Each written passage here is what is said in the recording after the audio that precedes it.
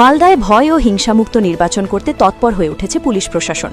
সাধারণ ভোটাররা যাতে ভয়মুক্ত হয়ে নির্বিঘ্নে ভোট দিতে পারেন তা নিশ্চিত করতে হবে পুলিশ প্রশাসনকে। মঙ্গলবার মালদার গাজল থানা পরিদর্শন করে এমনটাই জানালেন পুলিশের মালদা রেঞ্জের আইজিপি দীপনারায়ণ গোস্বামী।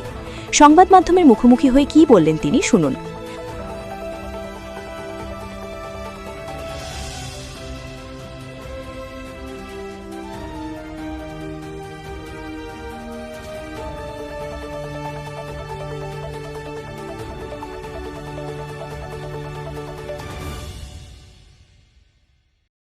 সামনেই পশ্চিমবঙ্গ বিধানসভা নির্বাচন আছে।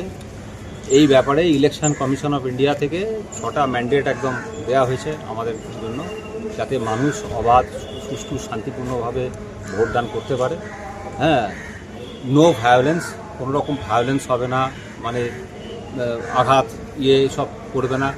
নো ইন্টিমিডেশন, কেউ কাউকে ভয় টয় দেখাবে না, ঠিক আছে। নো ইনডিউসমেন্ট, কোনো প্রলোভন দেখাবে না, দেখিয়ে ভোটারদের প্রভাবিত করবে না। এছাড়া ছাপা ভোট দেবে না। নো বুথ জ্যামিং আর সোর্স জ্যামিং করবে না। বাড়ি থেকে যারা ভোটাররা ভোট দিতে আসছেন তারা যাতে নির্বিঘ্নে ভোট দান করতে পারেন শান্তিপূর্ণভাবে, সেটাই পুলিশকে প্রশাসনকে সুনিশ্চিত করতে হবে।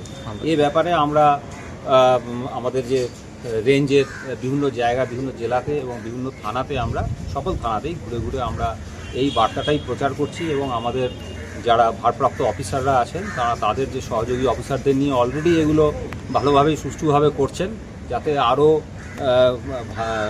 কড়াভাবে করা হয় এবং যাতে একটা বার্তা পৌঁছায় যারা গণ্ডগোল করতে পারে যাতে একদমই না করতে পারে।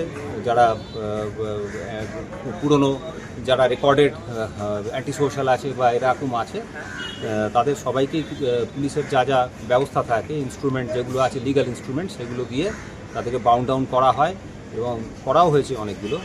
সেগুলোর ব্যাপারেই আমরা অবহিত করছি।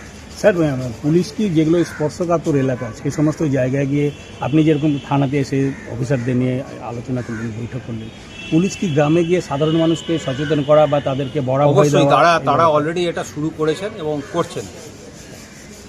Thank you. মালদার গাজল থেকে শামীম রেজার রিপোর্ট।